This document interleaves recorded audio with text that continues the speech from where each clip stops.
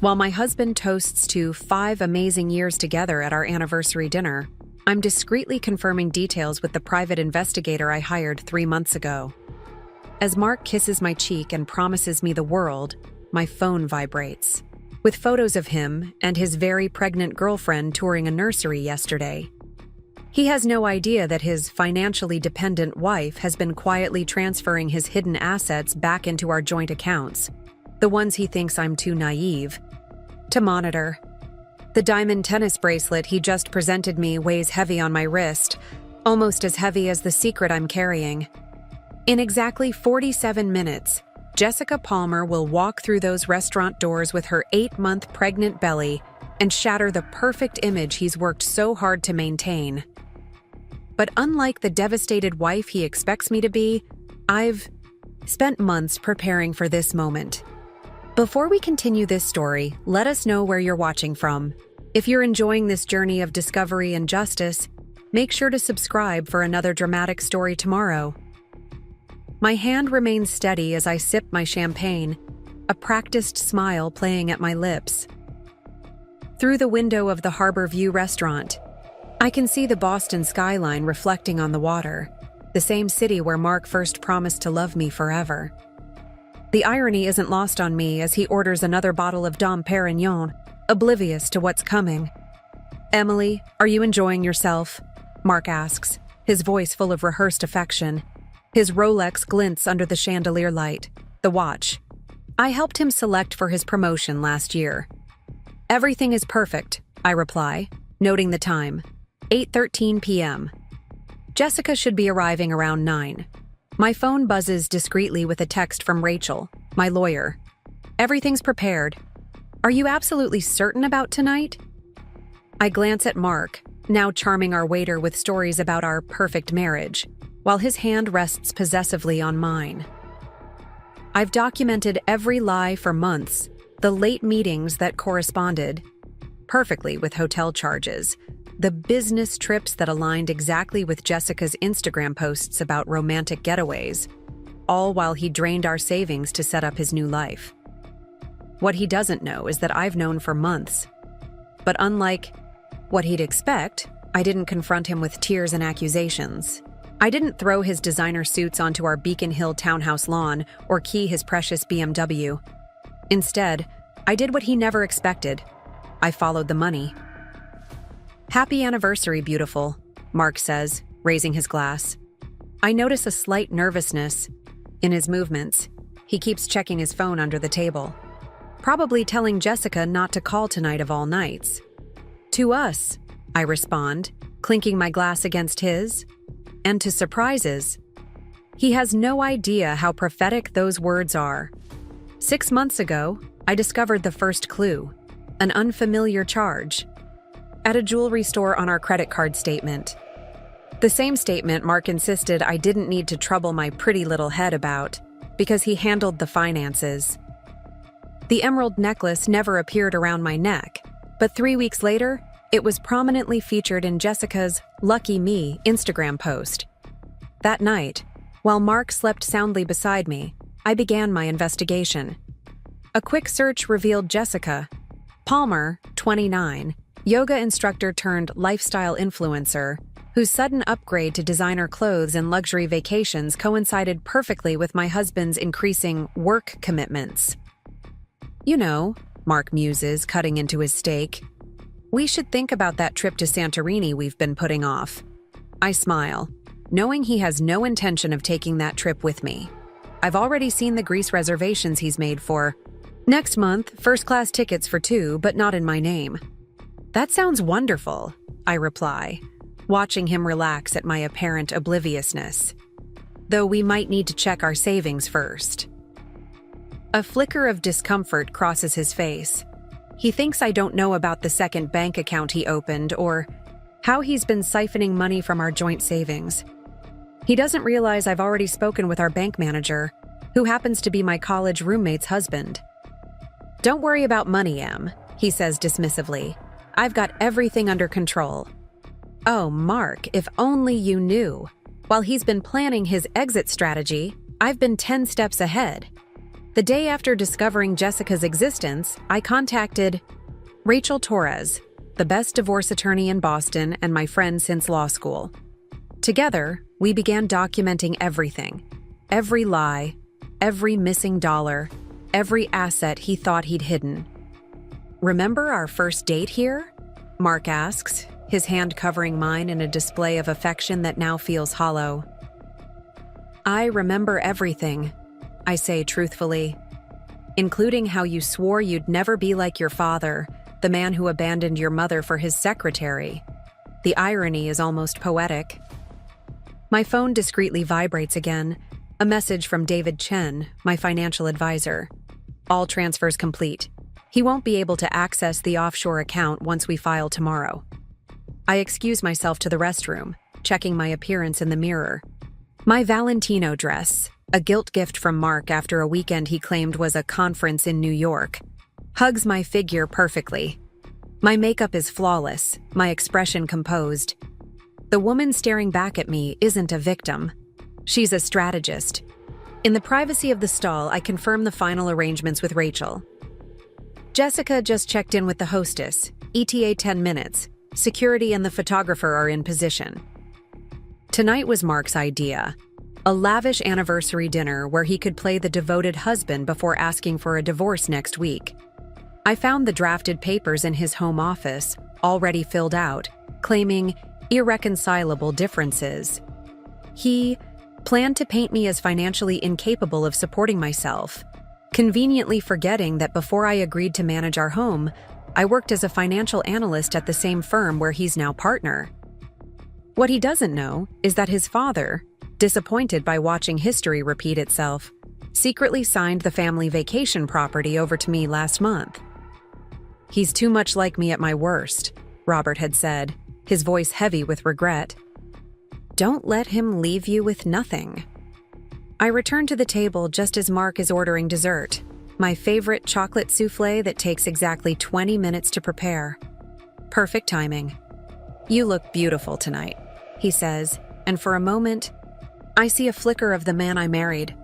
Then his phone buzzes, and even though he doesn't check it, I catch his momentary panic. Jessica isn't following the script. "Thank you," I reply. "It's important to look our best on special occasions, don't you think?" He nods, relieved that I suspect nothing. Under the table, I check the time. 8:52 p.m. Any minute now. Preparing and sharing this story took considerable effort.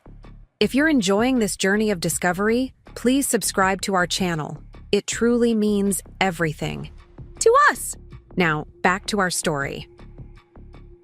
The restaurant has filled with the Friday night crowd. The hostess catches my eye with a subtle nod, our prearranged signal. Jessica has arrived. "You know," Mark says, reaching for my hand, "these 5 years have been..." "Mark, is that you?" The voice cuts through the ambient restaurant noise like a knife. Mark freezes, his face draining of color as he turns to see Jessica standing beside our table, her hand resting protectively over her very prominent baby bump. "Jessica," he chokes out. Why are you?" "Hello, darling," she says, but she's looking at me, not him. "I'm Jessica. I believe we haven't been properly introduced." The restaurant has gone silent around us. Several diners have their phones out, recording. The photographer Rachel arranged, disguised as a fellow diner, is capturing every moment. Mark stands abruptly. "Jessica, this isn't... Emily, I can explain..." "Explain what exactly?" I ask calmly, rising to my feet. "How you've been seeing Jessica for the past year. How you've spent over $200,000 of our money setting up your new life? Or perhaps you'd like to explain these." I open my clutch, removing printed screenshots of hotel reservations, jewelry receipts, and a copy of the deed to the Back Bay apartment he purchased last month, all meticulously dated and organized. "How did you..." he stammers, looking frantically between Jessica and me. "Did you really think I wouldn't notice?" I ask softly. "Or did you just assume I was too stupid to understand?" Jessica's eyes widen as she looks at the documents. "You said you were divorced," she whispers to Mark. "You said this was your investment property." "Mark told me he was working late tonight," I inform her. "Emergency client meeting. I assume he told you something similar?" Jessica's face crumples. "He said he was having dinner with his mother to break the news about the baby." Margaret Wilson, who has known about my investigation for weeks and has been waiting for my signal, chooses this perfect moment to enter the restaurant. Her eyes lock on the tableau, her son standing between his wife and his pregnant girlfriend. "The only news I've received," Margaret announces, her voice carrying through the now silent restaurant, "is that my son is exactly like his father."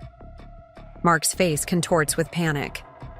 "Mom, what are you— Emily, let me explain this privately." "There's nothing to explain," I say, my voice steady. "Jessica, I'm sorry you've been lied to. I've only known about you for 3 months, but I suspect there's a lot we both don't know." 3 months? Mark looks stricken. "You've known for 3 months?" "I've known something was wrong much longer," I admit, "but I needed to understand exactly what I was dealing with before acting." "Acting?" His voice rises an octave. "What have you done?" Preparing and narrating this story took us a lot of time, so if you are enjoying it, subscribe to our channel. It means a lot to us. Now back to the story. I smile, opening my email app to show him the confirmation. All accounts frozen pending divorce proceedings. All recently transferred assets returned to joint ownership. All evidence of financial impropriety documented for court. "Everything you tried to hide," I explain calmly. "Every account you thought I couldn't access. Every property you purchased thinking I wouldn't find out. It's all been secured. The prenup you insisted upon? It has a fidelity clause, which means instead of leaving me with nothing, you'll be the one starting over." The souffle arrives at our table, the waiter placing it carefully before backing away from the unfolding drama. "You can't do this," Mark hisses, grabbing my arm. "You're nothing without me." Security, arranged by Rachel, materializes beside us. "Is there a problem, ma'am?" "No problem," I reply, gently removing Mark's hand. "My husband was just leaving. He has a lot to discuss with Jessica, and I have a chocolate souffle to enjoy." As security escorts a protesting Mark toward the exit, Jessica remains, tears streaming down her face. "I didn't know," she whispers. "He told me you were separating, that you were after his money." I gesture to the chair opposite mine. "Would you like to sit? I imagine we have a lot to talk about." She hesitates, then nods, lowering herself carefully into the seat Mark vacated. "How far along are you?" I ask, pushing the untouched souffle between us. 34 weeks, she replies, her hand protectively cradling her belly. A boy. I feel a strange calm as I process this information. He always wanted a son. For the next hour, Jessica and I compare notes, filling in the gaps of Mark's elaborate double life. The restaurant manager, forewarned about the potential disruption, keeps our table private, bringing Jessica water and declining to present the check. "What will you do now?" Jessica finally asks. I consider this question, looking out at the Boston skyline that once represented my settled life. I'll start over, but this time on my terms, not his. My phone buzzes with a text from Rachel. "Just got word. He tried to access the Cayman account. Denied. Attempted to check into the Windsor Grand. Card declined. Currently having a meltdown in the hotel lobby." For the first time in months, I feel myself truly smile. "Let him rage," I murmur, then look up at Jessica. "The question is, what will you do?" She looks down at her hands, twisting the promise ring Mark gave her. "I don't know. I thought we were building a life together." "He's very good at creating illusions," I acknowledge, "but now you get to decide what's real." As I leave the harbor view that night, alone but unburdened, I feel lighter than I have in years. Tomorrow will bring divorce filings, family fallout, And no doubt, Mark's desperate attempts to salvage his reputation and finances. But tonight, I've reclaimed my narrative from the man who thought I'd be too devastated to function when his lies were exposed. He expected tears, hysteria, and weakness. Instead, he found himself outmaneuvered by the woman he severely underestimated. Some lessons come at a tremendous cost. Mark's will be learning exactly what happens when you mistake silence for ignorance and patience for weakness. The morning after the restaurant revelation, I dress with careful precision. A cream St. John knit suit that Mark always said made me look professionally pretty. The mirror reflects exactly what I need the world to see today.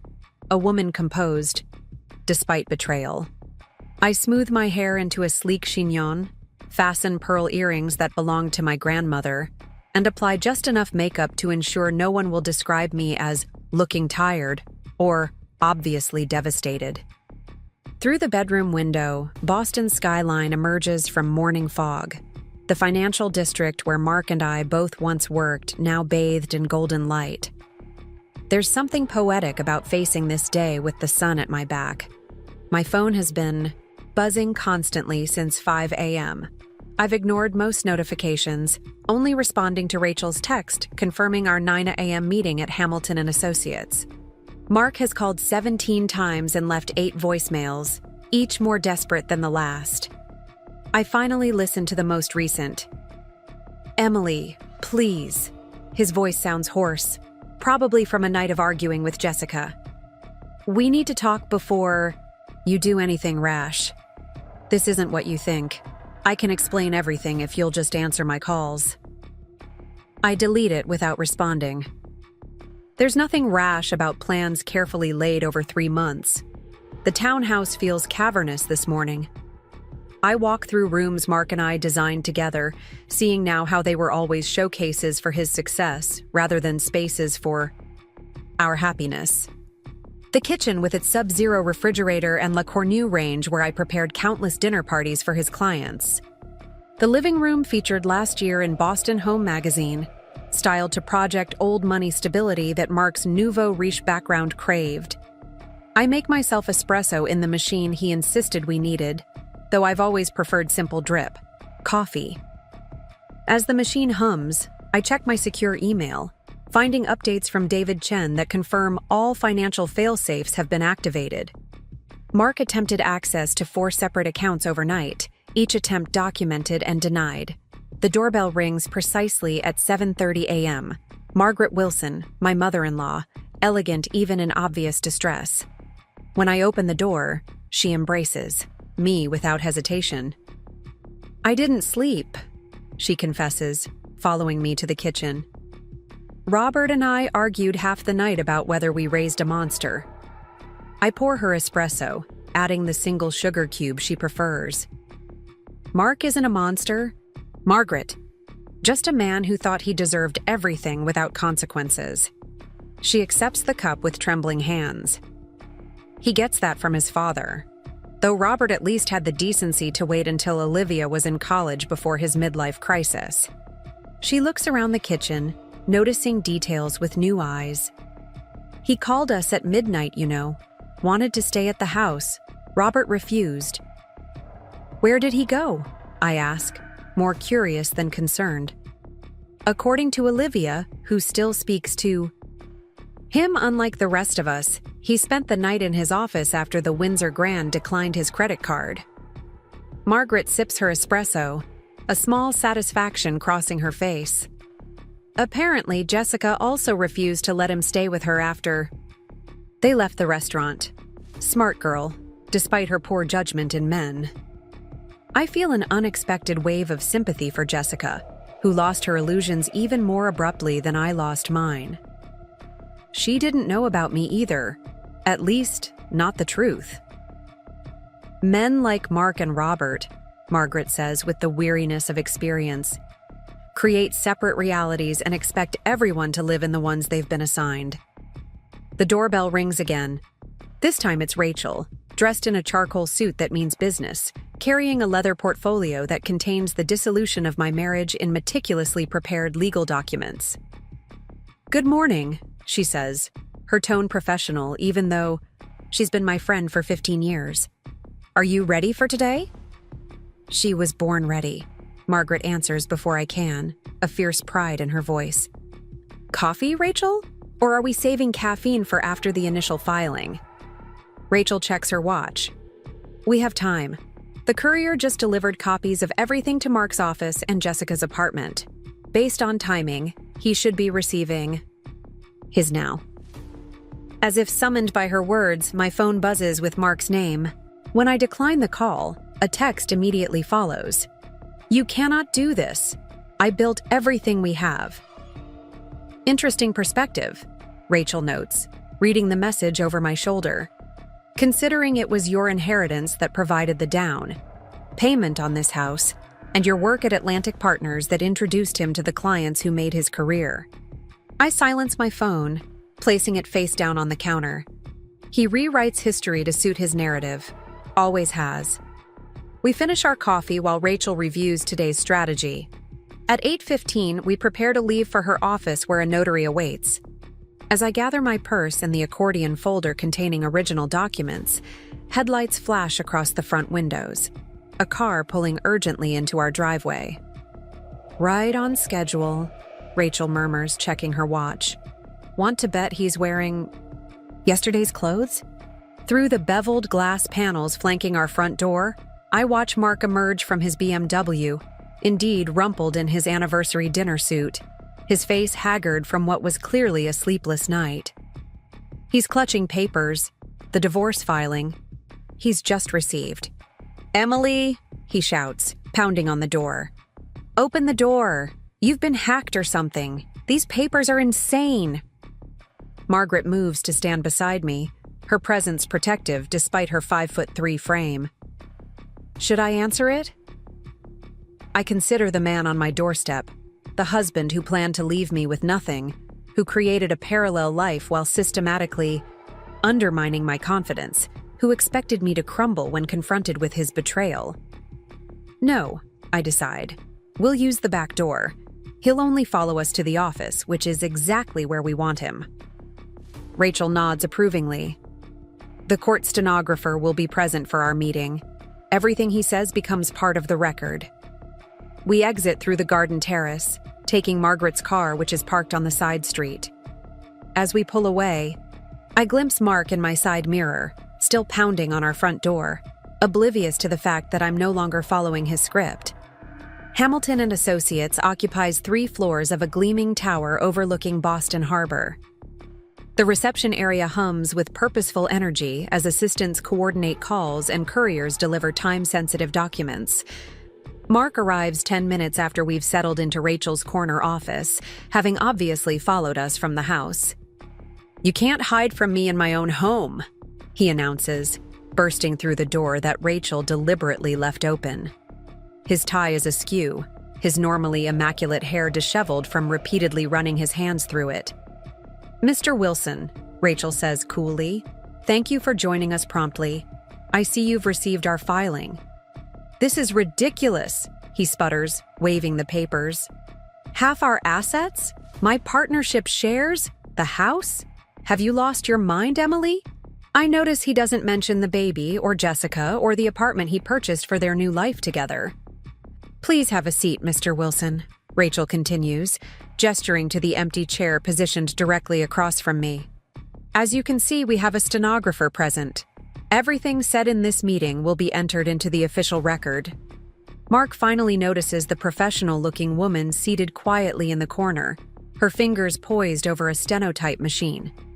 His attorney training kicks in, and he visibly recalibrates, straightening his tie and lowering his voice. "There's been a misunderstanding," he says, attempting dignity despite his rumpled appearance. "I'd like to speak with my wife privately." "Ex-wife," I correct him quietly. "Or soon-to-be. And anything you wish to say can be said here." His face hardens. "You think you've been clever, Emily. Spying on me? Freezing accounts? Playing the victim? Is acknowledging your pregnant girlfriend's existence playing the victim?" Margaret interjects, her voice sharp. "Is expecting fidelity in marriage some unreasonable demand?" Mark blanches. seemingly noticing his mother's presence for the first time.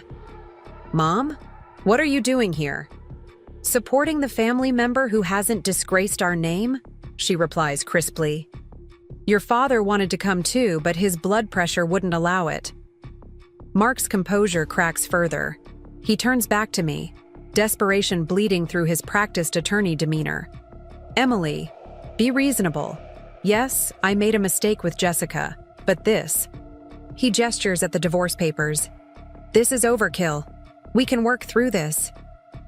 "Work through this?" I repeat, my voice steady despite the anger simmering beneath my calm exterior.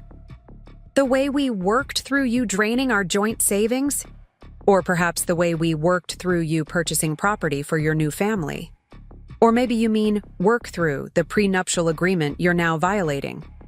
I slide an enlarged copy of said agreement across the table, Section 7. 3 highlighted in yellow. In the event of infidelity by either party, proven by preponderance of evidence, the faithful spouse shall be entitled to 75% of all marital assets, acquired during the marriage regardless of contribution. "You insisted on this clause," I remind him. "Said it would protect both of us from making emotional mistakes. I believe those were your exact words." Mark stares at the document, recognition dawning in his eyes. He'd assumed I'd never read. The dense legal text had counted on my trust in him as both husband and attorney. What he hadn't counted on was my methodical nature and perfect recall for details, especially those involving our financial security. "That's not enforceable," he attempts, lawyer mode fully engaged now. "No court would..." "3 courts already have," Rachel interjects smoothly. "Ramsey v. Ramsey, 2018, Johansson v. Johansson, 2020, and most recently, Phillips v. Phillips last year, which set precedent in this very jurisdiction." She slides forward another document, printouts of all 3 cases, each annotated in her precise handwriting. "My firm handled the Phillips case personally. Judge Morrison presided. The same Judge Morrison who, coincidentally, has been assigned to your case." Mark's face drains of color. Judge Morrison's reputation for upholding prenuptial fidelity clauses is well known throughout Boston legal circles. It was one of many factors Rachel and I considered when timing our filing. "You've clearly been planning this for some time," he says, anger replacing shock, while pretending everything was normal, playing the devoted wife. The irony of his accusation isn't lost on anyone in the room. Even the stenographer's fingers pause momentarily. "Yes," I acknowledge simply. "I have." "Why not just confront me?" he demands. "Why the elaborate scheme? The public humiliation?" I study him for a moment, this man I thought I knew intimately. "Would you have preferred I throw your clothes on the lawn? Scream and cry? Perhaps beg you to choose me over her? At least, that would have been honest," he snaps. "Like you were honest?" Margaret interjects. "Planning to leave your wife while draining your accounts? Hiding a pregnant girlfriend? Purchasing property in secret?" "That's different," Mark insists. "I was trying to minimize the pain, make a clean break." "For yourself," I clarify, "while maximizing the pain for me." He leans forward, lowering, his voice as if sharing a confidence. "Emily, be realistic. You've been out of the workforce for years. You couldn't maintain our lifestyle without me. I was going to be generous in the settlement." I slide forward another document, my employment contract with Blackstone Wealth Management, effective 2 weeks from today. Senior financial advisor. Starting salary comparable to what you make at your firm, plus performance bonuses. His eyes widen as he scans the document. "How? When did you interview?" 2 months ago. I never stopped maintaining my certifications or industry contacts. Did you really think I spent all those charity luncheons discussing fashion? Mark sits back, reassessing me with new eyes. The wife he thought he knew, decorative, dependent, defined by her relationship to him, is evaporating before him. revealing a woman who has always been more strategic than he realized. "What about Jessica?" he finally asks. "The baby?" "What about them?" I counter. "You created that situation. You'll need to resolve it." "Without my assets? Without my home? You're leaving me with nothing." Rachel clears her throat. "Mr. Wilson, perhaps you should review page 17 of our filing. Mrs. Wilson has actually been quite generous, leaving you your personal investment portfolio and your partnership shares, minus those purchased with joint funds. You'll hardly be destitute. Though you might need to downsize from the Back Bay apartment you purchased for Jessica," Margaret adds. "Perhaps something more modest in Charleston." Mark's phone buzzes. He checks it, wincing at whatever message he's received. "Jessica's lawyer," he mutters. "Apparently she's filing for support." "How inconvenient for you," I observe, "having your carefully separated worlds collide." He looks up, desperation evident in the fine lines that weren't there yesterday. "I made mistakes, Emily. Terrible ones. But 17 years together has to count for something." "It counted for everything," I correct him gently.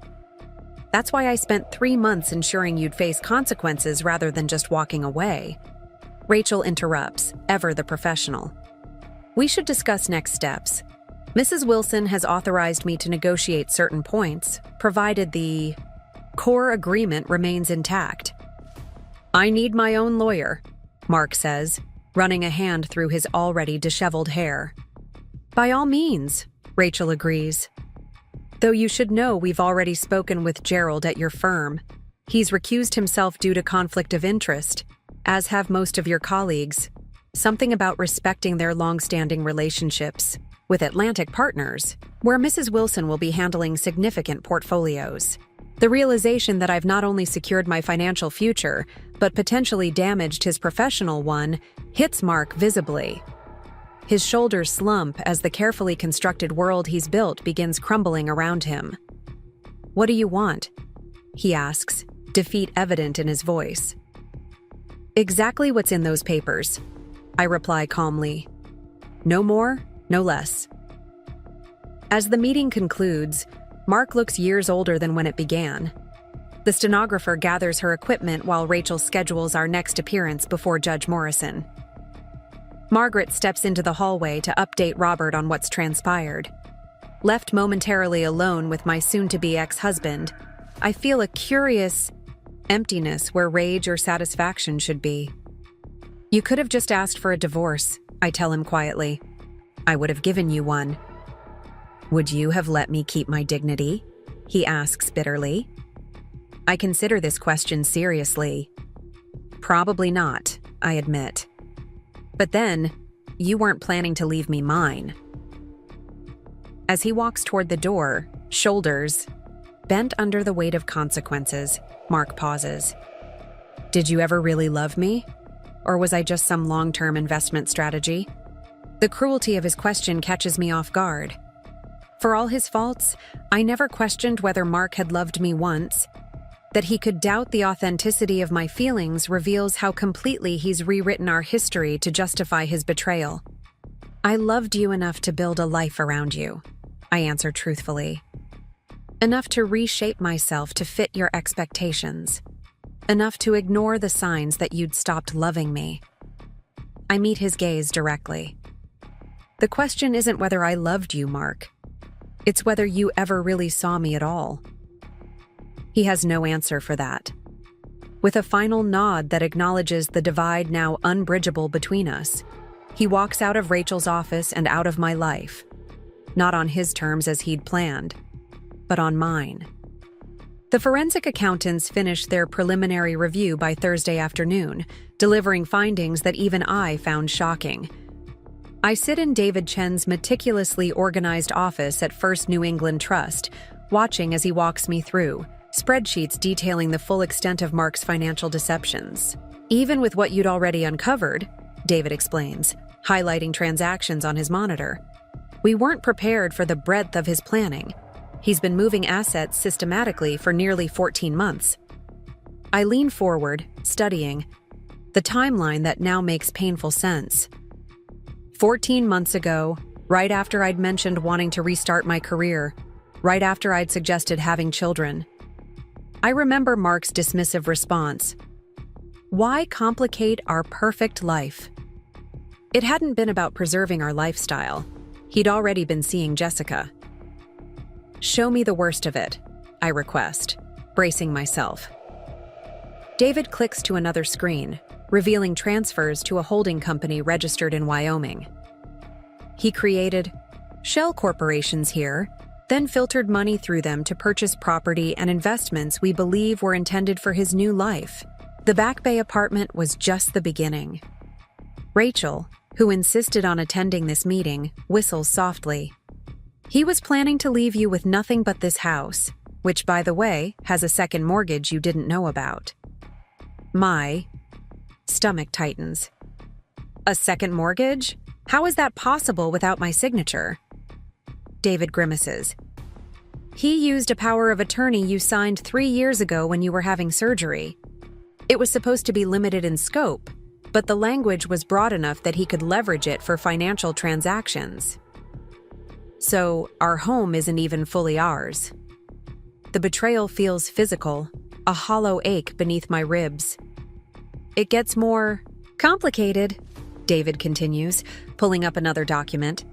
The supposed college fund for your future children? It exists, but you're not on the account.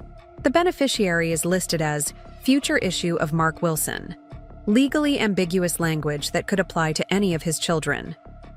Like the baby Jessica is carrying, I conclude. Rachel makes a note in her legal pad. This strengthens our case for financial deception.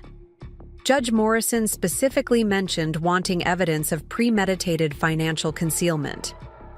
Oh, we have that in spades, David confirms, clicking through more screens. Look at these life insurance policies. He's been paying premiums on a policy that lists Jessica as beneficiary, started 10 months ago. My wedding ring suddenly feels constrictive. I twist it absently, wondering when it transformed from symbol of commitment to shackle. Any evidence? He was planning to marry her? David hesitates. We found inquiries to a jeweler in New York. Custom engagement ring. Paid in full 3 weeks ago. Scheduled for pickup next month. The timing aligns perfectly with when Mark had planned to. Ask for divorce, after our anniversary, before the holidays. I imagine the scenario he'd choreographed. A dignified separation announcement to friends and family, followed by a respectable interval before introducing Jessica as his new partner. His pregnant girlfriend would become his fiancée, then wife. With most people never realizing the timeline didn't add up. He would have rewritten history, I murmur, more to myself than to David and Rachel. Made everyone believe our marriage had been over long before he met her. Classic gaslighting. Rachel agrees, but these financial records tell the real story. What about the joint accounts he didn't drain? I ask, refocusing on practical matters. David pulls up another spreadsheet. Based on withdrawal patterns, he was moving methodically to avoid triggering fraud alerts. Another 3 weeks, and your joint savings would have been reduced to about $30,000, enough that you wouldn't be immediately destitute, but insufficient for you to maintain this lifestyle independently. While he set up a parallel financial structure for his new family, Rachel concludes, classic divorce playbook, page 1, control the money, control the narrative. My phone buzzes with an incoming call, Jessica Palmer. Since our unexpected dinner conversation 3 nights ago, she's called twice. I declined both times, unsure what more needed to be said between us. You might want to take that, Rachel suggests. She's filing her own suits against Mark. Her attorney reached out to me this morning about coordinating our approaches. I step into the hallway accepting the call. Jessica, this is Emily. Thank you for answering. Her voice sounds strained, exhausted. I've been talking to lawyers all morning. They're saying I should file a separate suit for paternity and support, but I wanted to speak with you first. An unexpected courtesy, given the circumstances. I appreciate that. My attorney mentioned your counsel had reached out. Mark came to my apartment last night, she continues. Completely drunk, alternating between begging me to stand by him and accusing me of conspiring with you. When I refused to let him stay, he became unpleasant. Alarm sharpens my focus. Unpleasant how? Nothing physical, she clarifies quickly, but threatening. Said if I pursued child support, he'd make sure I regretted it. That with his legal connections, he could drag things out until I was bankrupt. Mark's threat reveals more about his character than perhaps he intended. The man I married would never have intimidated a pregnant woman, no matter the circumstances. The person he's become, or perhaps always was beneath the carefully maintained facade, is someone I barely recognize. Jessica, are you recording these conversations? I ask, lawyer's daughter instincts kicking in. No, should I be? Absolutely. Massachusetts is a two-party consent state for recordings, but you can and should document everything in writing, immediately after any interaction. Timestamps, exact quotes, context. Like you did, she observes, insight sharpening her tone. At the restaurant, you had everything documented. Receipts, dates, messages. Yes. How long did you know? About me, I mean. I hesitate, calculating how much to reveal. I had suspicions for about 6 months. Confirmation for 3. And you just waited, planned, didn't confront him?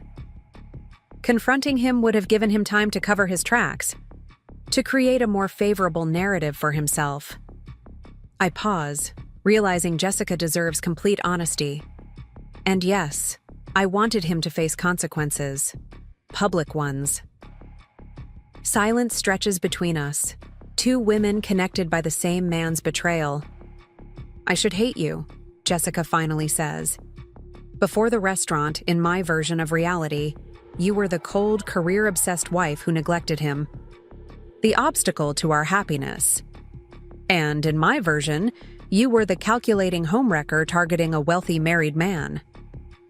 She makes a sound, half laugh, half sob. We were both playing roles in his story without realizing it.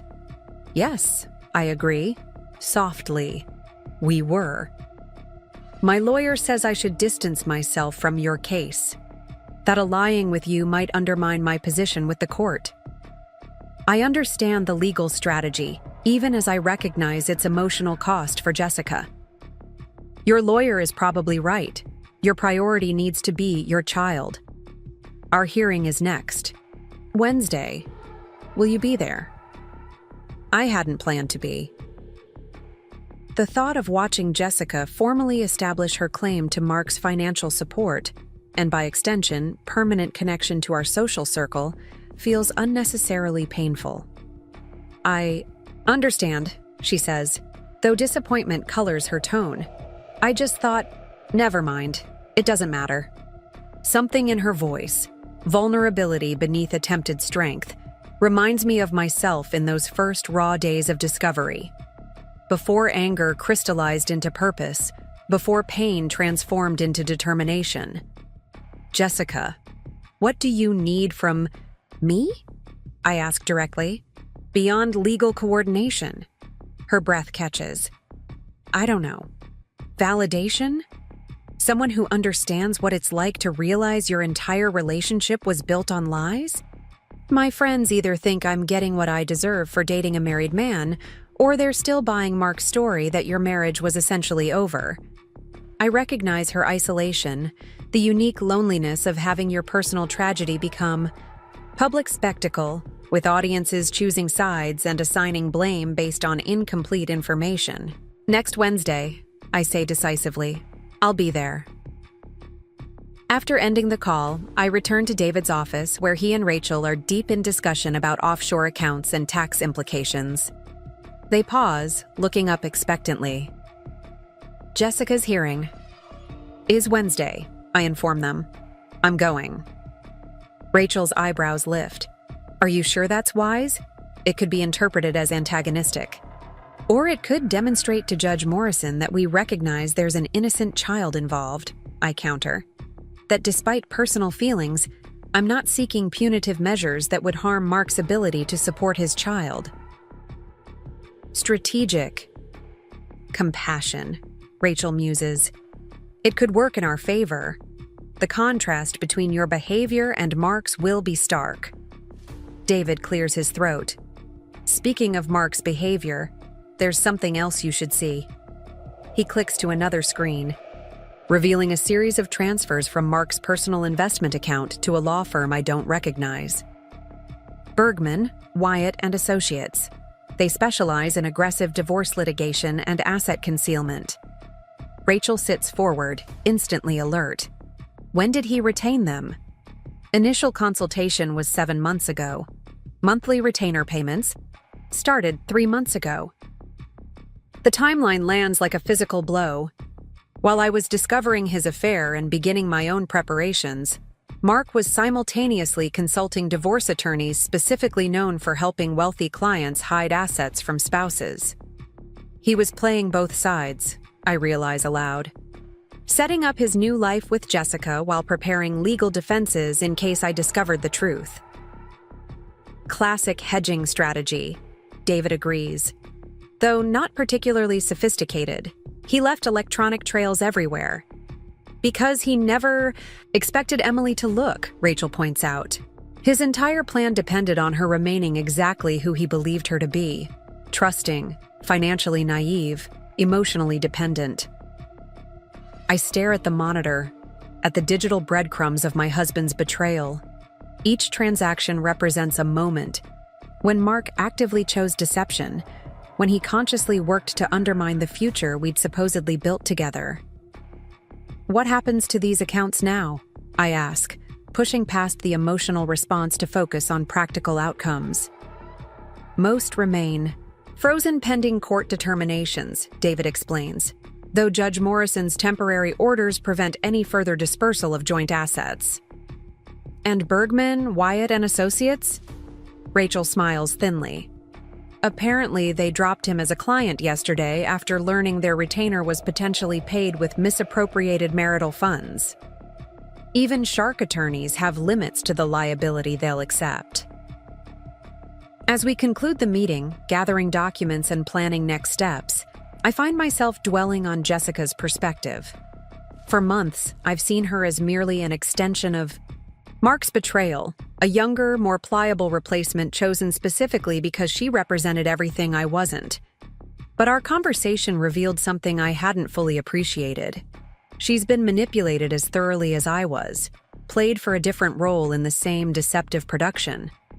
Her pregnancy, which I initially viewed as the ultimate betrayal, now seems like another victim of Mark's calculated selfishness. Outside First New England Trust, Boston's financial district pulses with end-of-day energy. Workers stream from office buildings, heading to trains or after-work gatherings. Normal life continuing while mine remains suspended in this liminal space between married and divorced, between the life I thought I had and whatever comes next. My phone buzzes with a text from Olivia, Mark's sister. Dinner tonight? Just us. No family drama. Promise. I hesitate, then accept. Since the restaurant. Revelation, Mark's family has fractured along predictable lines. His parents and sister have rallied around me, while certain cousins and his paternal uncle defend him with comments about midlife crises and complex emotional situations. Olivia suggested Morton's, neutral territory, with excellent martinis. When I arrive, she's already claimed a quiet corner booth, 2 cocktails waiting. I ordered your usual, she says, sliding a dirty martini toward me as I sit. Extra olives, because this week definitely calls for extra olives. I manage a genuine smile, grateful for her steady presence. Unlike Margaret's fiery outrage or Robert's stoic disappointment, Olivia has maintained a practical perspective throughout the unfolding drama. How are Mom and Dad today? I ask, sipping my perfectly mixed drink. Mom's still in scorched earth mode. She's calling every Wilson family connection personally to correct misperceptions about the situation. Olivia rolls her eyes fondly. Dad's blood pressure is finally stabilizing. Doctor says he can attend the hearing next week if he stays calm. He doesn't need to come, I protest. The media attention is already... He insists, Olivia interrupts gently.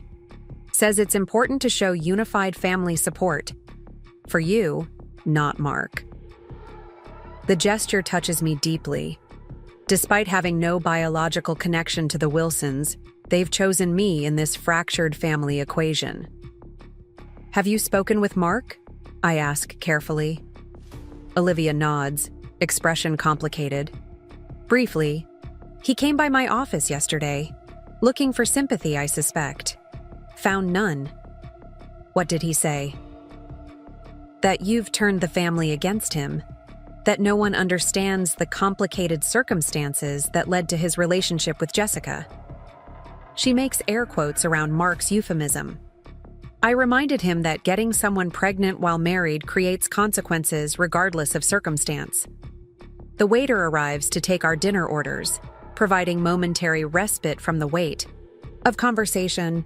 After he departs, Olivia leans forward, her expression shifting from supportive to concerned. Emily, there's something else you should know.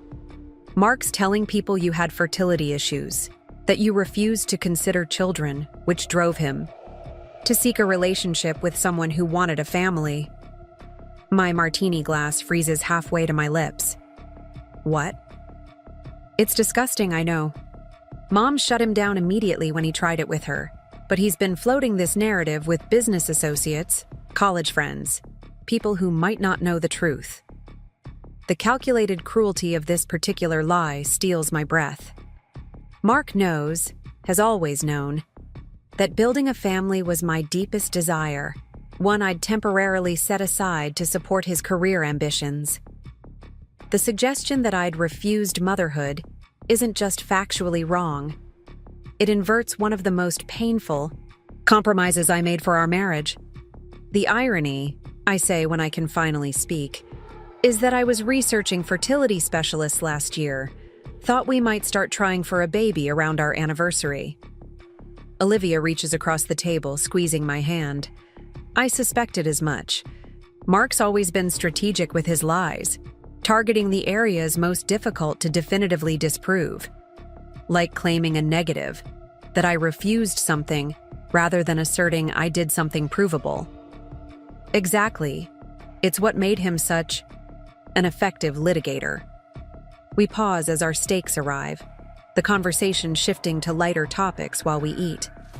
Olivia updates me on her architectural firm's latest projects, and I share tentative plans for redecorating the townhouse, removing Mark's heavy masculine aesthetics in favor of the lighter, more contemporary style I've always preferred. Over dessert, chocolate souffle, a pointed reclaiming of what was interrupted at the harbor view, Olivia broaches another sensitive subject. Mom mentioned you're attending Jessica's hearing next week. I nod, breaking through the souffle's crust with my spoon. It seemed important, both strategically and, I don't know, morally? Because of the baby, Olivia surmises. Partly, and partly because I understand her position better now. The disorientation of discovering your entire relationship was built on careful lies. Olivia studies me thoughtfully. You know, when this first happened, I expected you to fall apart. We all did. Mark certainly did. I nearly did, I admit. Those first few weeks after finding out, I could barely function, kept reliving every moment, reinterpreting every conversation through this new lens of betrayal. What changed? I consider this question carefully, wanting to articulate the transformation accurately. I realized that falling apart was exactly what Mark expected, what he'd counted on, actually. That my emotional devastation was a calculated factor in his exit strategy. So you channeled the pain differently, into planning, into protecting myself in all the ways he assumed I couldn't or wouldn't. I take another bite of souffle, savoring its bittersweet richness. Though I won't pretend it was purely strategic. Having Jessica appear at our anniversary dinner was admittedly theatrical. Olivia's laugh is sudden and genuine. God, his face when she walked in? I've watched that video at least 20 times. Video? I freeze, spoon halfway to my mouth. Oh, you haven't seen it? Someone at the restaurant recorded the whole thing. It's not exactly viral, but it's definitely making rounds in Boston social circles. She pulls out her phone, searching briefly before sliding it toward me. See for yourself.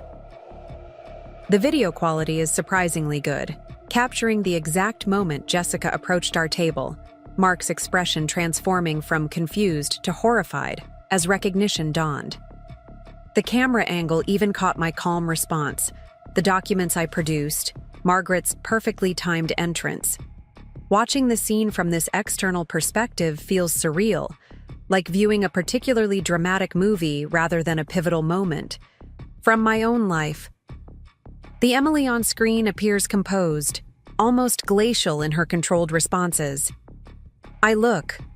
Magnificent, Olivia supplies, like a chess master revealing checkmate. I hand back her phone, unsettled by this public documentation of private pain. I didn't know anyone was recording. Does it change anything for you, knowing it's out there? I consider this seriously. It makes everything more real somehow. Less like something that happened to me and more like a story people are consuming. Welcome to divorce in the digital age, Olivia says dryly. Though, if it helps, the comments are overwhelmingly on your side. Mark comes off looking exactly like what he is, a cheater caught in spectacular fashion. As we finish dinner and prepare to leave, Olivia offers one final piece of information. Jessica reached out to me yesterday, asked if I'd be willing to meet for coffee. This surprises me. What did you say? I agreed. Whatever happens with Mark, that baby is my niece or nephew. Family is family, even when it's complicated. Her simple declaration of principle reminds me why I've always admired Olivia's straightforward approach to life. While Margaret rages and Robert retreats into dignified disappointment, Olivia faces reality without flinching, acknowledging complexities without excusing wrongdoing. You're a better person than I am, I tell her sincerely. She shakes her head. Different, not better. You've handled this with more grace than anyone had any right to expect, Emily, including me. We part with a lingering hug on the sidewalk outside Morton's, promising to check in before Wednesday's hearing. As I walk toward the parking garage, Boston's evening skyline glitters with possibility rather than menace for the first time since this ordeal began. Tomorrow brings more meetings, with bankers, with lawyers, with realtors assessing the townhouse's value for potential sale. But tonight, surrounded by the ambient noise of a city continuing its rhythms regardless of personal dramas, I feel the first tentative stirrings of whatever comes after survival. Not healing, not yet, but perhaps the beginning of its possibility. Jessica's hearing at Suffolk County Family Court falls on a Wednesday morning crisp with early autumn promise. I arrive 20 minutes early, choosing a seat near the back of the courtroom where I can observe without immediately drawing attention. The room gradually fills with the usual participants in these proceedings: lawyers with overstuffed briefcases, court reporters preparing their equipment, clerks shuffling paperwork with practiced efficiency. At 9:47, Jessica enters accompanied by an older woman who shares her delicate features. Her mother, I assume. Jessica looks different today. Her typical Instagram-ready style replaced by a modest navy dress that accommodates her pregnancy while projecting appropriate courtroom decorum. She hasn't noticed me yet, focused entirely on whispered conversations with her attorney, a sharp-featured woman whose reputation in family court precedes her. Mark arrives at 9:52, cutting it uncomfortably close to our 10 a.m. hearing time. He's accompanied by Richard Bergman himself. Apparently, the prestigious firm reconsidered their decision to drop him as a client. The optics of representing a wealthy client accused of abandoning his pregnant girlfriend must have ultimately proven too financially tempting to resist. I watch Mark scan the courtroom, his gaze sliding past me initially before snapping back with visible shock. His expression cycles rapidly through surprise, confusion, and wariness. He leans to whisper something to Bergman, who turns to assess me with calculating eyes. Jessica finally spots me, her eyes widening momentarily before she offers a small, uncertain nod of acknowledgement. Her mother follows her gaze, studying me with undisguised curiosity. The wife, the obstacle, the unexpected ally. At precisely 10 Adcounts, a side door opens and Judge Carolyn Peterson enters. A diminutive woman whose reputation for no-nonsense efficiency has earned her the nickname Punctual Peterson among family court regulars. The bailiff calls the court to order, and we all rise as custom dictates. Wilson v. Wilson, regarding paternity and support, the clerk announces, momentarily creating confusion until Judge Peterson clarifies. I believe this is Palmer versus Wilson, she corrects, reviewing the file before her. Though I understand there's a related Wilson versus Wilson matter before Judge Morrison next week. That's correct, Your Honor, Jessica's attorney confirms. Separate proceedings, related circumstances. Judge Peterson surveys the courtroom, her gaze lingering briefly on me before returning to the parties directly before her. Very well. Let's begin with establishing paternity. Mr. Wilson, you've already submitted to testing. Mark clears his throat. Yes, Your Honor. And those results are conclusive, the judge continues, reviewing documents. 97% probability of paternity for the child Ms. Palmer is carrying. Expected delivery approximately 6 weeks from today. The clinical recitation of these facts strikes me differently than I anticipated. Rather than fresh pain, I feel oddly detached, as though watching a play about strangers whose lives intersect in complicated ways. We'll proceed then to establishing appropriate support, Judge Peterson continues. I've reviewed the financial disclosures provided by both parties. Bergman rises smoothly. Your Honor, if I may, my client's financial situation is currently in flux due to pending divorce proceedings. We would request deferring permanent support determinations until those matters are resolved. Jessica's attorney counters immediately. Your Honor, Ms. Palmer is due to deliver in 6 weeks. She requires immediate financial support for medical expenses and necessary preparations. Mr. Wilson's attempt to delay is merely tactical. Judge Peterson's expression remains impassive, but her tone sharpens. Mr. Bergman, while I appreciate the complexities of your client's situation, the child's needs cannot be postponed until convenient for Mr. Wilson. The timing of these overlapping legal matters is entirely of your client's making. Bergman attempts another approach. We're merely suggesting temporary measures until the complete financial picture. The complete financial picture, Judge Peterson interrupts, appears to be that your client maintained 2 separate households and relationships while concealing significant assets from both women involved. Am I misunderstanding something fundamental about this case, counselor? Mark shifts uncomfortably in his seat, his usual courtroom confidence notably absent. This environment, a family court rather than the corporate litigation settings, where he typically excels, has him visibly unsettled. No, Your Honor, Bergman concedes. However, nothing, Judge Peterson states firmly. I've reviewed the financial disclosures carefully, including those submitted to Judge Morrison in the divorce proceedings. Mr. Wilson's assets, while potentially subject to division in divorce, remain substantial. I see no justification for delaying support for this child.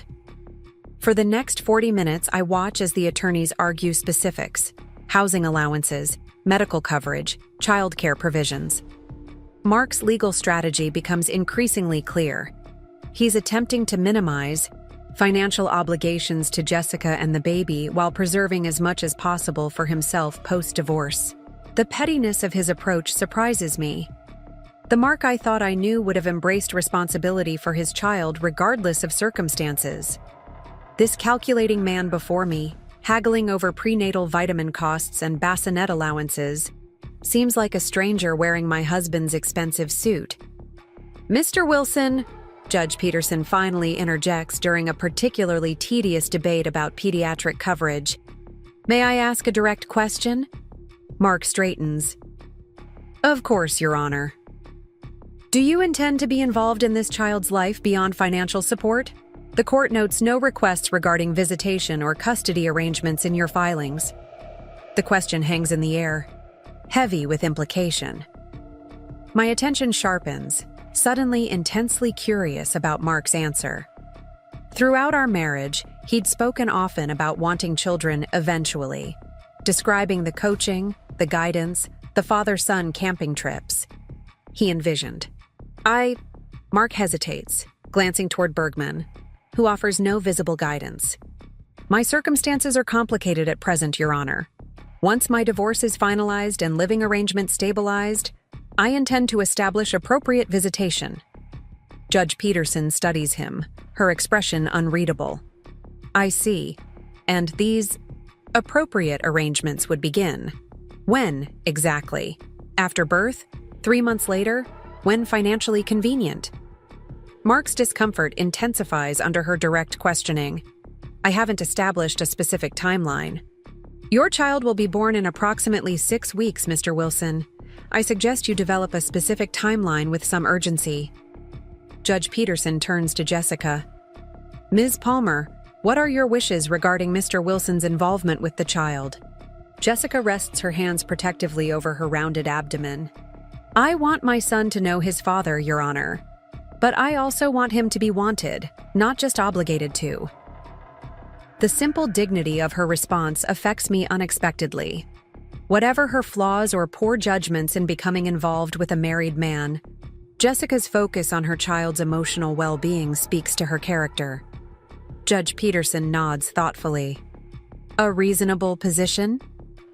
She reviews her notes briefly before continuing. Here's my ruling. Mr. Wilson will provide immediate support as outlined in Schedule A of Ms. Palmer's petition, including medical expenses, housing allowance, and necessary preparations for the child's arrival. Following birth, we will reassess. Based on Mr. Wilson's divorce settlement and demonstrated commitment to parental involvement.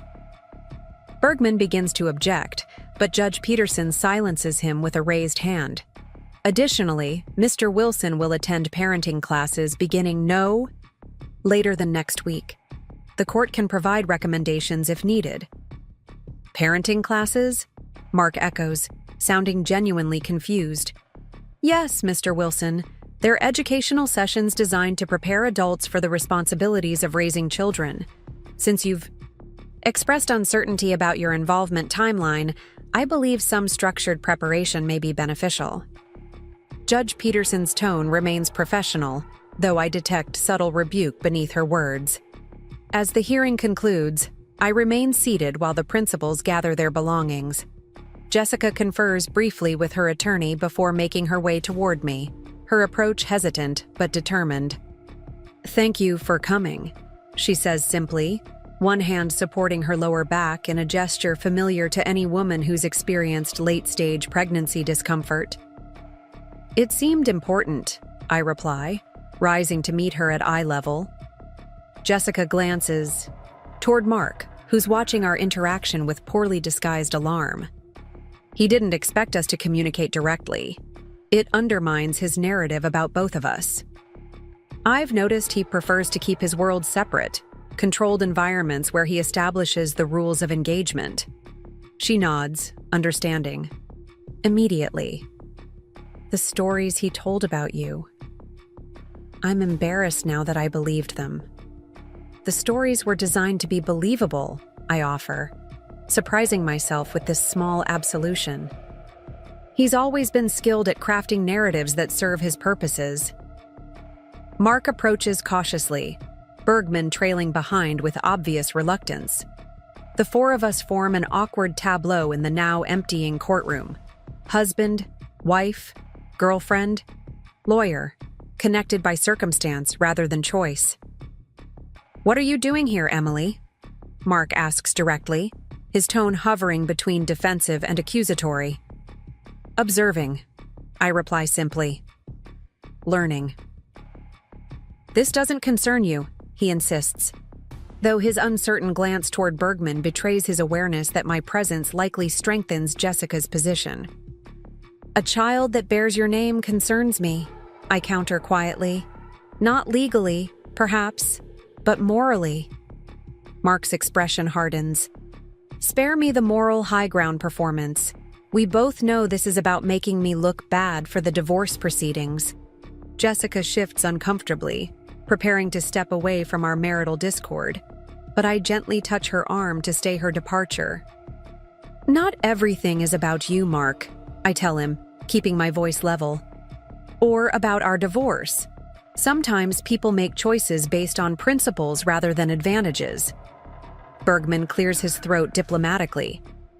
Mr. Wilson, we should discuss next steps privately. Ms. Palmer's counsel has requested an initial support payment by Friday.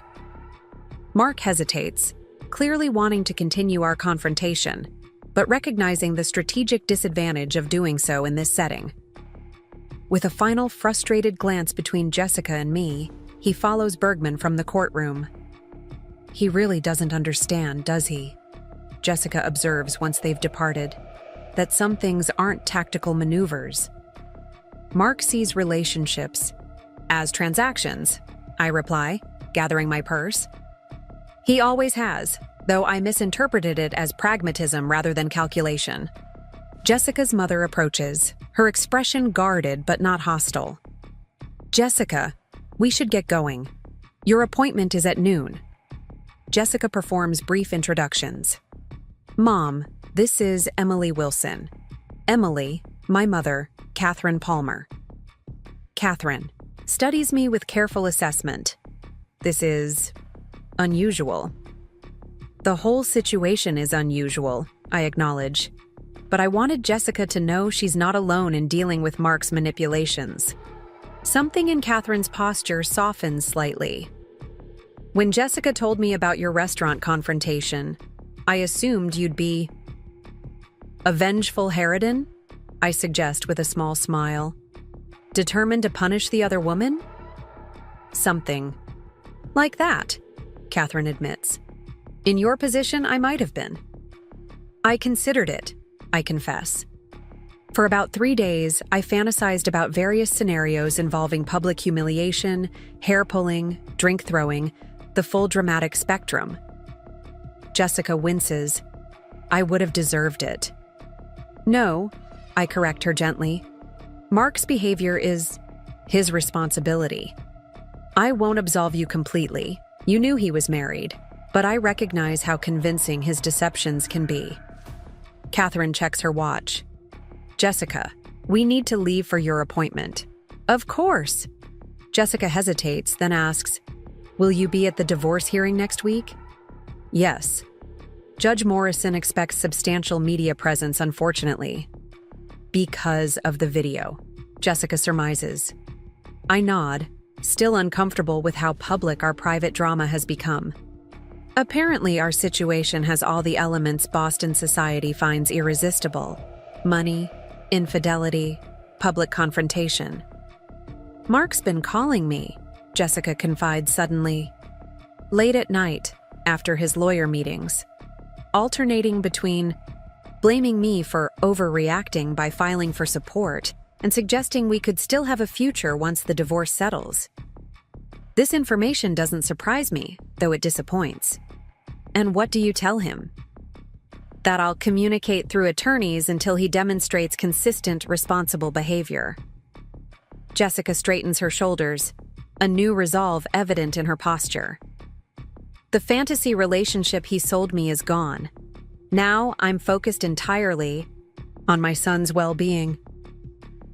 The simple clarity of her priority resonates with me. While I've been navigating financial complexities and social fallout, Jessica has reoriented her entire life around the child she'll soon meet.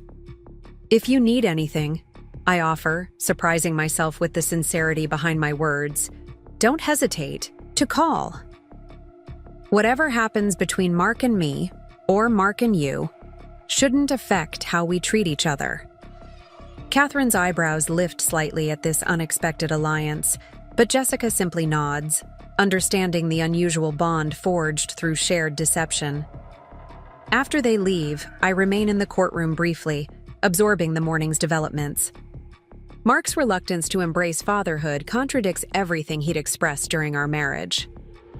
I wonder now if his frequent mentions of someday having children were merely performances designed to maintain our relationship while postponing actual commitment. Outside the courthouse, Boston's government center bustles with midday activity. Lawyers rush between buildings, tourists photograph historic architecture, food trucks serve lunch to courthouse employees. Normal life continuing while mine remains in this strange transitional state. Not yet divorced, no longer truly married, suspended between past certainty and future unknown. My phone buzzes with a text from Rachel. How was the hearing? Anything relevant to our case? I consider how to summarize what I've witnessed. Beyond specific financial rulings, the most significant revelation was Mark himself. His calculating approach to parental responsibility, his continued attempts to manipulate Jessica, his obvious discomfort at seeing Jessica and me communicating directly. Illuminating. I reply simply, "We'll brief you at tomorrow's meeting." Another message arrives, this one from Olivia.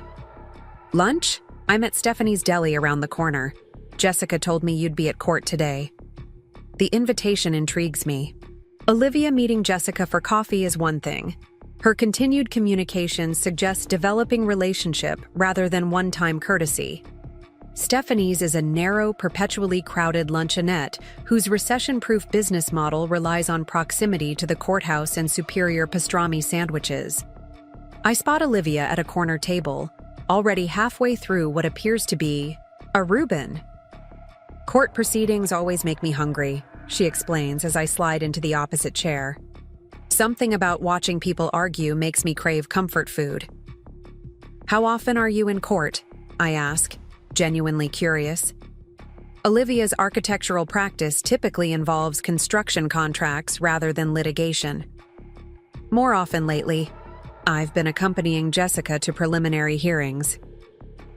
She says this casually, though clearly aware it might surprise me. "That's unexpected." Olivia shrugs, wiping Thousand Island dressing from her fingers. "It started as courtesy, family checking on family, even family in complicated formation. Then I genuinely started to like her." "Jessica mentioned you've been talking." "We have," Olivia confirms. She's not what Mark described to any of us. Not naive, not calculating, not unsophisticated. Just someone who made an unfortunate choice in men, something many women can relate to. The server approaches and I order a simple turkey sandwich and iced tea, my appetite diminished by the morning's proceedings. "How was the hearing?" Olivia asks once we're alone again. "Educational. Judge Peterson ordered immediate support, parenting classes, and made it clear she expects Mark to develop a relationship with his child, regardless of his complicated circumstances." Olivia snorts softly. "Good. Mark's been floating trial. Balloons about minimal involvement, focusing on financial support rather than actual parenting. This confirms my courtroom observations. That contradicts everything he ever said about wanting children. I think," Olivia suggests carefully, "that Mark likes the idea of fatherhood more than the reality. The legacy, the continuation of the Wilson name, the theoretical son he could mold in his image. All appealing concepts that don't require midnight feedings or diaper changes." Her assessment aligns with patterns I've recently recognized in other aspects of our marriage. Mark often embraced concepts: devoted husband, successful attorney, philanthropist, future father, without fully engaging with the mundane realities each role entailed. "You're disappointed in him," I observe, noting the sadness beneath Olivia's matter-of-fact analysis. "Profoundly," she confirms. "Though perhaps I shouldn't be. He's always chosen appearance over substance when the two conflict." I just never saw it applied to something as fundamental as his own child. My sandwich arrives, though I merely pick at it, more interested in conversation than food. Jessica seems committed to ensuring her son has a relationship with Mark. Despite everything, she's remarkably pragmatic, Olivia agrees. No vindictiveness, just clear-eyed determination to create stability for her baby. My parents are quietly impressed by her maturity, though Mom would rather drink bleach than admit it openly. The mental image of Margaret Wilson reluctantly approving of her husband's pregnant mistress makes me smile despite the situation's overall gravity.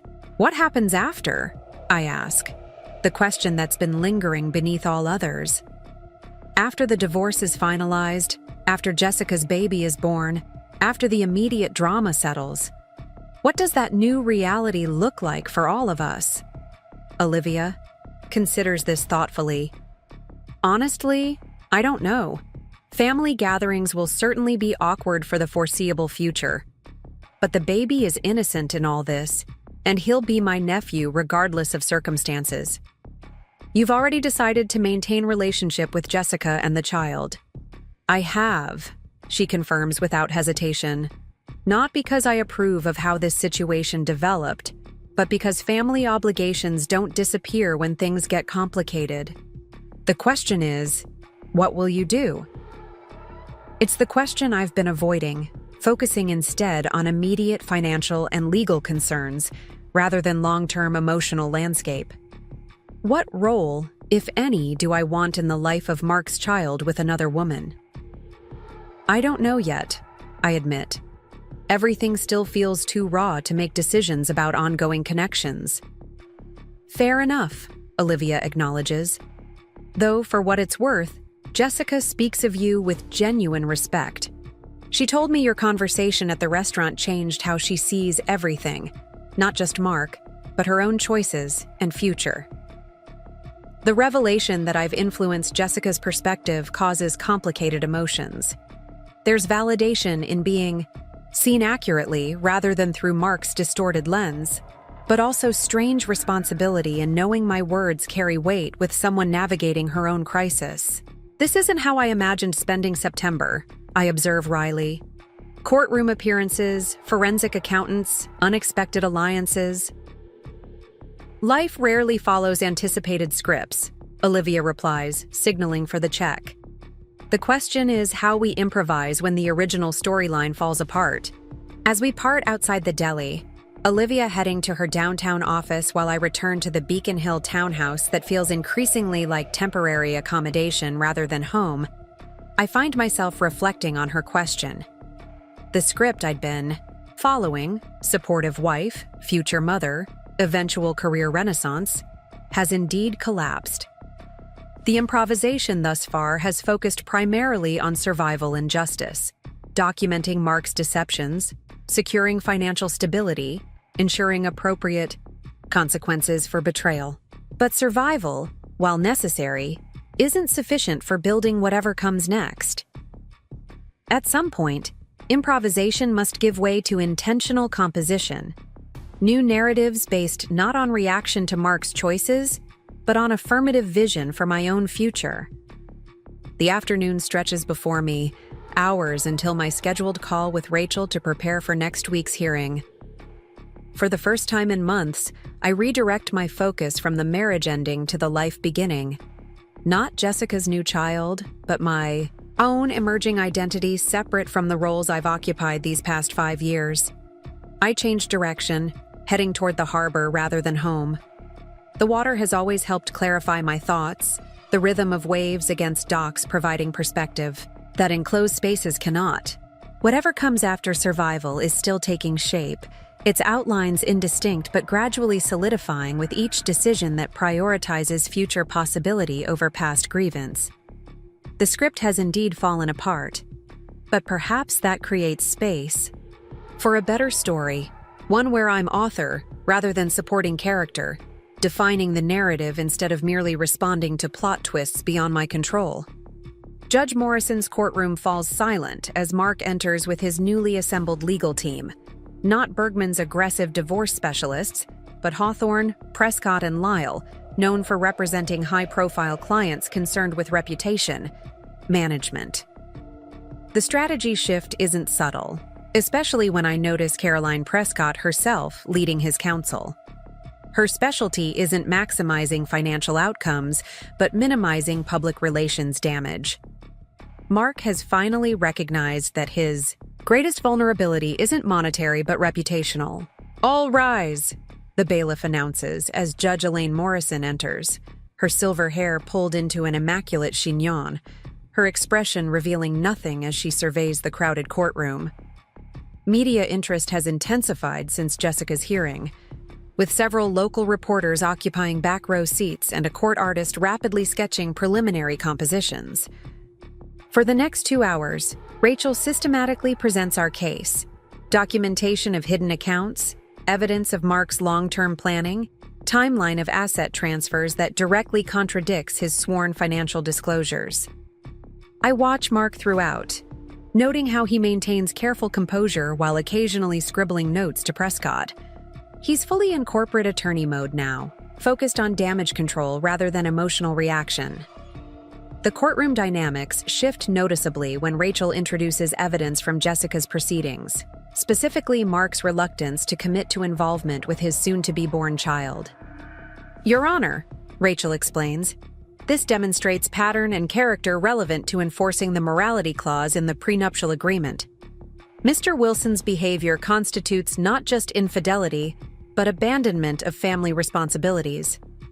When the court calls a brief recess, I observe Mark in intense conversation with Prescott, their expressions suggesting significant disagreement. Rachel notices too, leaning close to whisper, "His team just realized he's been holding back information." Prescott hates surprises in her cases. It's terrible for controlled narrative. The courtroom dynamics grow increasingly tense after recess. Judge Morrison questions Mark directly about discrepancies in financial disclosures, his answers becoming noticeably less confident. "Mr. Wilson," Judge Morrison says, reviewing documents with deliberate attention, "you testified in initial proceedings that all marital assets had been properly disclosed. Yet forensic accounting reveals at least 3 offshore accounts established during your marriage that weren't included in disclosures. Can you explain this discrepancy?" Mark shifts uncomfortably. Those accounts were established for speculative investments outside normal marital finances. Were they disclosed to Mrs. Wilson? Not specifically, no. They were high-risk ventures I didn't want. "Mr. Wilson," Judge Morrison interrupts, "are you familiar with Massachusetts law regarding marital assets?" When proceedings adjourn for the day, Rachel appears cautiously optimistic. Morrison's giving nothing away explicitly, but her questioning suggests she's leaning toward enforcing the prenup morality clause. That puts you in significantly stronger position. Outside the courthouse, unexpected autumn warmth bathes Government Center Plaza in golden afternoon light. I've just declined Rachel's invitation for strategic dinner planning when a voice calls, "My name? Jessica," waiting near the building's side entrance. "I hope you don't mind," she says, approaching cautiously. "I wanted to hear how things went, but didn't want to actually attend." Seemed unnecessarily provocative. Her thoughtfulness surprises me. "It went well, I think." Judge Morrison seems skeptical of Mark's financial disclosures. "Have you considered what you want your after to look like?" she asks. The question creates momentary pause. Focus has remained on surviving process rather than envisioning result. Professional reestablishment, for starters. I've missed financial analysis more than I realized. And beyond work? I hesitate, certain aspects of my envisioned future still taking shape. I want reconstruction without bitterness, to build something new without foundation stones of resentment or victimhood. Jessica nods, understanding immediately. Not defining yourself as the wronged wife forever. Exactly. That identity served its purpose during crisis, but it's insufficient for building whatever comes next. As Jessica walks carefully toward the parking area, I notice Mark exiting the courthouse with Prescott. He spots Jessica immediately, then me, his expression cycling through surprise, suspicion, and calculation as he processes our apparent conversation. Before he can approach, Prescott skillfully redirects him toward their waiting car, her crisis. Management instincts clearly recognizing potential complications of unstructured interaction. My phone buzzes with a text from Rachel. Prescott requested private meeting tomorrow morning. Settlement discussions likely. Don't respond to any direct outreach from Mark tonight. The message confirms my observations about courtroom developments. Mark's team, recognizing their position, has weakened substantially, seeking controlled resolution rather than continued public examination of his conduct. On impulse, I decide to walk rather than taking a cab home, needing physical movement to process the day's developments. The late afternoon sun casts long shadows across Boston Common as I follow familiar pathways, each step reinforcing emerging clarity about what I want from divorce proceedings. Not maximum financial gain or punitive outcomes, but appropriate accountability that enables forward movement. By the time I reach Beacon Hill, twilight has settled over Boston's historic neighborhoods, windows glowing warmly in centuries-old townhomes. The house Mark and I purchased with dreams of filling its many rooms now feels simultaneously too empty and too full, vacant of the future we'd planned, yet crowded with memories requiring sorting and resolution.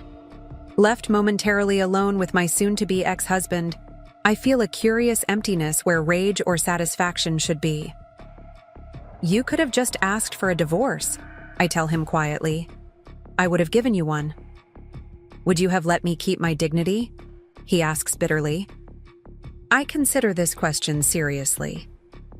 Probably not, I admit. But then you weren't planning to leave me mine. As he walks toward the door, shoulders bent under the weight of consequences, Mark pauses. Did you ever really love me? Or was I just some long-term investment strategy? The cruelty of his question catches me off guard. For all his faults, I never questioned whether Mark had loved me once. That he could doubt the authenticity of my feelings reveals how completely he's rewritten our history to justify his betrayal.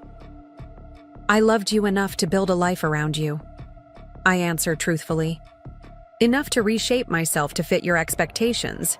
Enough to ignore the signs that you'd stopped loving me. I meet his gaze directly. The question isn't whether I loved you, Mark. It's whether you ever really saw me at all. He has no answer for that. With a final nod that acknowledges the divide now unbridgeable between us, he walks out of Rachel's office and out of my life, not on his terms as he'd planned, but on mine. Up next, you've got 2 more standout stories right on your screen. If this one hit the mark, you won't want to pass these up. Just click and check them out.